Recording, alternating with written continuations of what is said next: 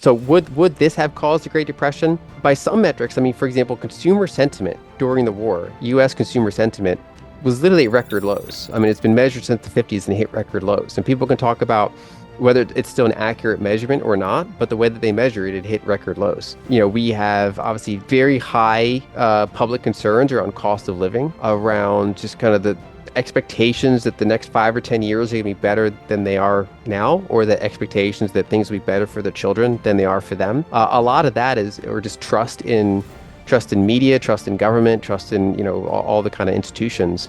That's all very low. So a lot of that is kind of in that kind of depressionary type of thing, that, economically depression. For months, the White House insisted that the war with Iran posed little threat to the U.S. economy. But at the recent G7 summit, President Donald Trump revealed something very different. Defending the new Memorandum of Understanding with Iran, Trump admitted that one of the biggest reasons for pursuing a deal was concern that the conflict could trigger what he called an economic catastrophe. According to Trump, every sign of peace sent markets higher, while every sign of escalation sent investors running for the exits. That raises a much bigger question. How close did the global economy actually come to a serious crisis? And if the immediate threat has passed, are we really out of danger? According to macro strategist Lyn Alden, the answer is more complicated than many people realize. While she doesn't believe the United States was on the verge of a repeat of the 1930s Great Depression, she argues that many of the warning signs associated with economic distress are already here. Consumer confidence has collapsed, trust in institutions remains near historic lows, cost of living concerns continue to weigh heavily on households. And an entire generation is increasingly skeptical that their future will be better than the present. But perhaps most importantly, Alden believes the bigger risks haven't disappeared. Energy markets remain fragile, global supply chains are still vulnerable, and the world economy may be far more dependent on a lasting peace agreement than investors currently appreciate.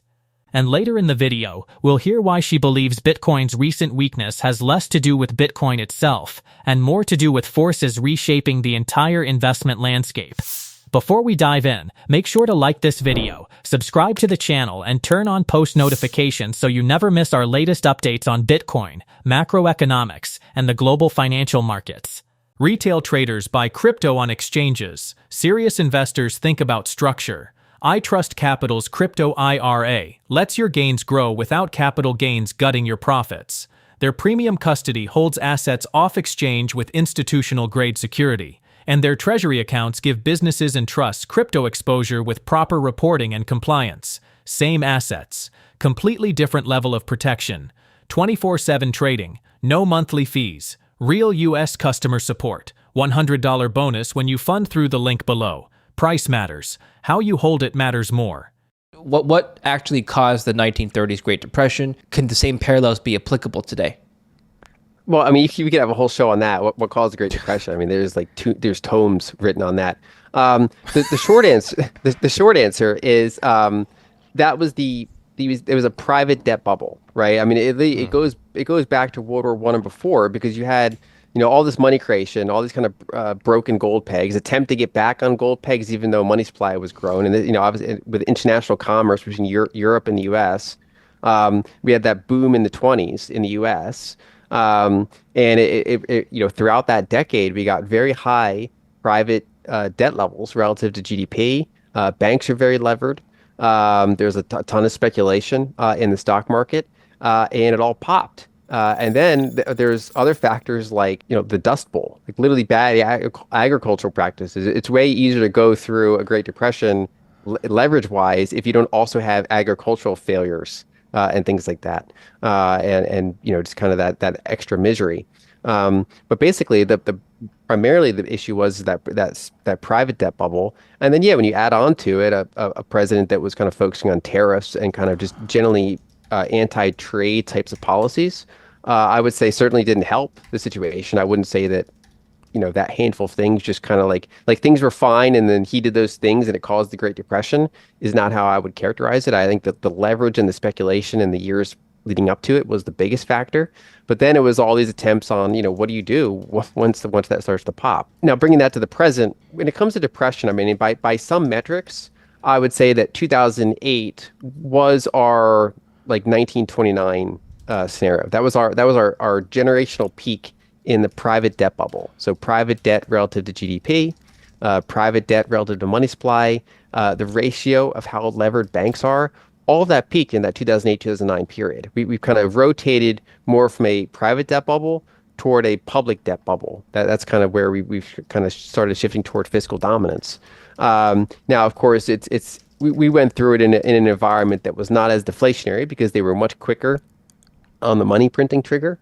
And we're in a different technological environment, no crop failures. It's easier to go through a Great Depression when you have, computers and things like that. So it was a different environment, but it was similar in that we hit zero interest rates, we hit a private debt bubble, and then we had just years of debasement and rotation toward the public debt. So the long-term debt cycle that I've talked about before. And then, so would this have caused the Great Depression? Well, by some metrics, I mean, for example, consumer sentiment during the war, U.S. consumer sentiment was literally at record lows. I mean, it's been measured since the 50s and hit record lows. And people can talk about whether it's still an accurate measurement or not, but the way that they measure it, it hit record lows.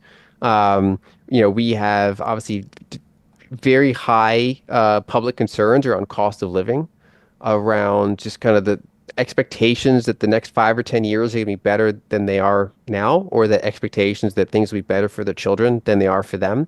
A lot of that is, or just trust in media, trust in government, trust in, all the kind of institutions. That's all very low. So a lot of that is kind of in that kind of depressionary type of thing that include, economically depression. I wouldn't go so far as to say that the strait remaining closed for another few months would cause what many people would look at as a U.S. depression. I do think that it would have been ongoing issues once we can no longer draw down U.S. strategic reserves, once China had gotten pretty low in their drawdowns, once commercial inventories are pretty drawn down. That's when you start to risk like, $150 plus oil scenarios. The countries I think that would have potential depressions in that scenario are the kind of the frontier markets, the lower income developing countries that are more likely to face energy shortages if that happens. I mean, for example, Egypt in April had to do an energy curfew. Probably, if you look at some economic figures there, they had almost like a mini depression because you literally were shutting down parts of the economy for every day. But because it was short lived, you could bounce back from it. But if you got into a more persistent shortage, that would be an issue for many countries, less so for the U.S. But again, long enough, you could have $8 gas prices and very big economic problems. What makes Alden's analysis particularly interesting is that she separates the emotional and social aspects of economic hardship from the traditional definition of a depression. While she doesn't believe a few more months of disruption would have automatically pushed the United States into a full-scale depression, she argues that many developing nations were already experiencing severe economic stress. Countries facing energy shortages, inflation, and supply disruptions were far more vulnerable to prolonged instability. And had the Strait of Hormuz remained closed for an extended period, the consequences could have become significantly worse. In Alden's view, the real danger wasn't necessarily an immediate collapse of the U.S. economy, but rather the possibility of a global energy shock that would eventually spill over into every major market. That brings us to the question investors care about most. If the economy remains vulnerable, where should capital be positioned? What happens to stocks, gold, and Bitcoin if uncertainty continues to dominate headlines? Alden has been studying long-term debt cycles and asset allocation for years, and her latest outlook offers some surprising insights into which assets she believes are positioned best for the years ahead, and why Bitcoin's current struggles may have far less to do with the Federal Reserve than many investors think. Your take on asset allocation for 2026? Roughly the same as it has been. I have a strategic allocation, which is just high quality equities, basically equities that are not in a bubble, growth at a reasonable price, sometimes value. I think gold obviously took a hit whenever you have the market perceived that the Fed's going to be a little bit more hawkish. You generally get a little bit of a sell-off in gold. The issue there is that gold had a really, really powerful 2-year run. So I do think that it has to build a new base. Some bears would say gold's going to round trip, all of its gains from 2024, 2025. I wouldn't be in that camp. But it did rise really quickly. A lot of the asymmetry was taken out of the trade. And I think it has to kind of find a bottom and build a new base. So I'm not jumping into gold as a trade, even though you still have like just a permanent strategic position in it. So for me, a lot of the interest right now is in equities. I think Bitcoin's still in a very kind of low sentiment area. It's not getting any favors at the moment from a hawkish Fed, similar to gold. But once that starts kind of forming a bottom and a longer base, I think that's an interesting kind of 2-year trade or longer. But for a lot of investors, I think the core of a portfolio makes sense to be equities. Gold has come down significantly from its highs. Is that an indicator for future market movement with the rest of the assets, or is gold moving independently, do you think? Look, I would characterize it as relatively independently. I mean, kind of like how its 2-year burst upward was independent from many other types of assets, at least in terms of magnitude. I think there's been geopolitical reasons for it. It's in fiscal dominance, generally precious metals do pretty well. But again, it got over its skis. A good asset can get over its skis when you have relative strength index, sentiment levels and things like that getting really high. It's generally going to go in the other direction. And again, some people would say, okay, it's radically overvalued here. I wouldn't go that far. When it got up to like 5,000 an ounce, for me, it was no longer cheap. And it was, kind of back up to something that looks like fair value. But it had gotten there so quickly that there's risk there. So I think that most likely, gold's going to trade how gold's going to trade, which is, I think it's going to wander around. And from a tactical standpoint, I want to see it kind of put in a base before I'd be pounding the table on buying it again. Bitcoin, you're still doing work with Bitcoin. Bitcoin also has fallen out of favor, not just in terms of price, but also in terms of market sentiment and investor sentiment. Surely you've noticed that as well. Yeah. Again, Bitcoin moving independently or indicative of broader risk-off sentiment ahead? I'm not sure I would put it in indicative. I think basically I think there's two big factors. One is that the broader crypto space, which I'm pretty structurally bearish on outside of Bitcoin and stablecoins. I think it's finally just seen throughout the market that narrative doesn't have as much legs as people thought it did. A lot of it was kind of fake decentralization. A lot of it was regulatory arbitrage, and that there's really not a lot of there outside of hard money. Stable coins, tokenized gold, tokenized equities. I mean, real world assets, that's still fine. But generally these other crypto things, DeFi, NFTs, ICOs, that kind of thing, is just in general, it's not as big of a market as people thought. So I think that industry is kind of gradually stagnating. It really has been stagnating since 2021. Like DeFi total locked value never really took out its 2021 peak, for example. So I think that Bitcoin has that whole kind of broader thing weighing down on it.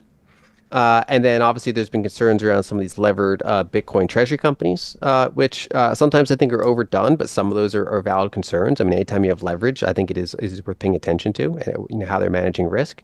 And then the other factor is that a lot of investors that kind of viewed Bitcoin or broadly crypto as the fastest horse in the race have shifted toward AI. So just the sharp rise in chip stocks, in hyperscalers, obviously the SpaceX IPO, that's pulled a lot of capital that is otherwise, maybe seeking, kind of viewing Bitcoin and crypto as tech, has been pulled in that direction. So until that kind of cools off a little bit, I think Bitcoin could be some pressured. But I think Bitcoin's fundamentals are still good, and it's kind of in the bottom, 10-15% of its kind of historical. There's different ways to measure value for it. For example, market cap compared to on-chain cost basis and things like that. Other sentiment indicators. It's kind of near the lower end of a lot of its historical indicators. The agreement between the United States and Iran may have temporarily eased fears surrounding global energy markets, but significant uncertainties remain. Reports continue to suggest that tensions involving Israel and Lebanon could complicate efforts to reach a lasting settlement. While some sources have alleged that ongoing military activity could undermine portions of the recently signed memorandum, the situation remains highly fluid, and many of the details surrounding future enforcement and compliance are still unclear. For markets, that uncertainty matters. Energy prices, inflation expectations, global trade routes, and investor confidence remain highly sensitive to developments in the Middle East. If the agreement holds, the global economy may avoid one of its biggest potential shocks. If it breaks down, the risks that Alden highlighted, including higher oil prices, renewed inflation pressure, and increased economic strain, could quickly return to the forefront. At the same time, Alden sees opportunities emerging beneath the surface. While Bitcoin has struggled with poor sentiment, concerns surrounding leverage, and competition for capital from the AI boom, she believes many of Bitcoin's long-term fundamentals remain intact. Historically, some of the best opportunities have appeared when sentiment was weakest, not when optimism was already widespread. The next few months could therefore be critical not just for geopolitics, but for the direction of financial markets, precious metals, equities, and Bitcoin itself. If you enjoyed this video, be sure to hit the like button, subscribe to the channel, and turn on post notifications so you never miss our latest market updates. Thanks for watching, and we'll see you in the next video.